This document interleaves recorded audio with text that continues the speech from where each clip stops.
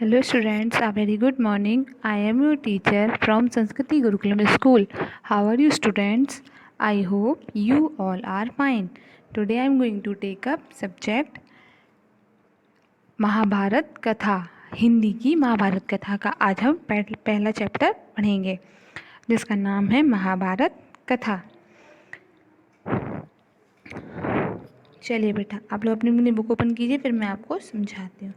महाभारत की कथा महर्षि पाराशर के कीर्तिमान पुत्र वेद व्यास की देन है। जो महाभारत की कथा है वो महर्षि पाराशर के कीर्तिमान पुत्र वेद व्यास की देन है। व्यास जी ने महाभारत की यह कथा सबसे पहले अपने पुत्र सुखदेव को कंठस्थ कराई थी।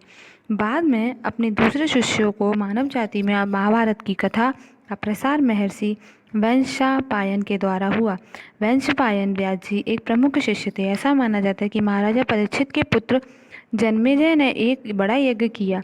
इस महायज्ञ में सुप्रसिद्ध पौराणिक सूत की जो भी मौजूद थे, सूत जी ने समस्त ऋषियों को भी एक सभा बुलाई। महर्षि शौनक इस सभा के अध्यक्ष हुए। सूत जी ने ऋषियों की सभा में महाभारत की कथा प्रारंभ की महाराजा शांतनु के बाद उनके पुत्र चित्रगन हस्तिनापुर की गद्दी पर बैठे। उनकी अकाल मृत्यु हो जाने पर उनके भाई विचित्रवीर राजा हुए। उनके दो पुत्र हुए, धृतराष्ट्र और पांडु। बड़े बेटे धृतराष्ट्र जन्म से ही अंधे थे, इसलिए उस समय की नीति के अनुसार पांडु को गद्दी पर बिठाया गया। पांडु ने कई वर्षों तक राज किया, मतलब कई वर्षों तक। उनकी दो रानियां थी, कुंती और मांद्री। कुछ समय राज करने के बाद पांडु अपने किसी अपराध के प्रायश्चित के लिए तपस्या करने जंगल में गए। उनकी दोनों रानियां भी साथ ही गईं। वनवास के समय कुंती और मांद्री के 5 पांडवों को जन्म दिए। कुछ समय बाद पांडु की मृत्यु हो गई। 5 अनाथ बच्चों का वन के ऋषि मुनियों ने पालन पोषण किया और पढ़ाया लिखाया। जब युधिष्ठिर 16 वर्ष के हुए तो ऋषियों ने 5 कुमारों के हस्तिनापुर ले जाकर पितामह भीष्म को सौंप दिया। 5 पांडव बुद्धि से तेज और शरीर के बली थे। उनकी प्रखर बुद्धि और मधुर स्वभाव ने सबको मोह लिया। यह देखकर धृतराष्ट्र के पुत्र कौरव उनसे जलने लगे और उन्होंने पांडवों की तरह तरह से कष्ट पहुंचाना शुरू किया। दिन पर दिन कौरवों और पांडवों के बीच वैरभाव बढ़ता गया।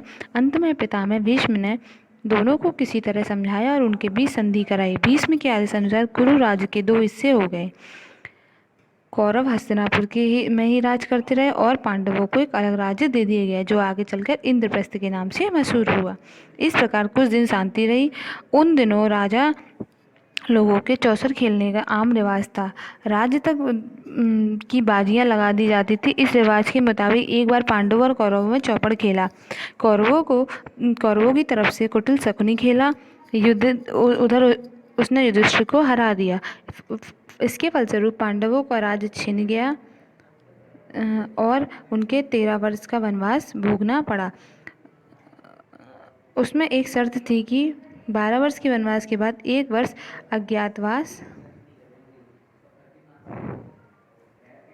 अज्ञातवास करना होगा। उसके बाद उनका राज्य उन्हें लौटा दिया जाएगा। द्रौपदी के साथ 5 पांडव 12 वर्ष वनवास और अज्ञातवास बिताकर वापस लौटे, पर लालची दुर्योधन ने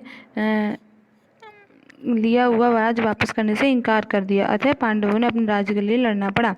युद्ध के सारे कौरव मारे गए। तब पांडव उस विशाल साम्राज्य के स्वामी हुए। इसके बाद 36 वर्ष तक पांडवों ने राज्य किया और फिर अपने पोते परीक्षित को राज्य देकर द्रौपदी के साथ तपस्या करने हिमालय चले गए। संक्षेप में यही महाभारत की कथा है। मतलब अभी आपको सिर्फ महाभारत की कथा में स्टार्टिंग बताई गई है कि यहाँ से शुरू और ऐसे ख़त्म होगा। अब हम इसका जो दूसरा अध्याय है उसको हम दूसरी वीडियो में पढ़ेंगे। आप इसको रीड करेंगे, मैं इसके क्वेश्चन आंसर्स आपको 1 वर्ड के PDF के माध्यम से भेज दूँगी। Okay students, thank you so much. Stay home, stay safe.